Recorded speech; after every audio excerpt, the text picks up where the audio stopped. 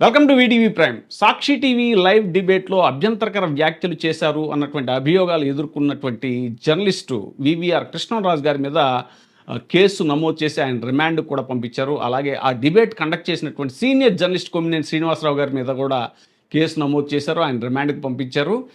ఇప్పట్లో ఆ ఇద్దరు జర్నలిస్టు బయటకు వచ్చే అవకాశం లేదని అందరూ అనుకుంటున్న తరుణంలో కొమ్మినేని శ్రీనివాసరావు గారి మీద కేసును విచారించినటువంటి సుప్రీంకోర్టు ఆయన తక్షణమే విడుదల చేయాలి అని చెప్తూ ఒక తీవ్రమైనటువంటి వ్యాఖ్య కూడా చేసింది ప్రభుత్వం మీద. కేవలం నవ్వినంత మాత్రాన అరెస్ట్ చేస్తారా, పత్రికా స్వేచ్ఛను హరిస్తారా అంటూ కూడా కామెంట్స్ చేయడం మనం చూసాం. ఇప్పుడు తాజాగా వివిఆర్ కృష్ణరాజు గారి మీద 3 ప్రదేశాల్లో నమోదైనటువంటి కేసులు.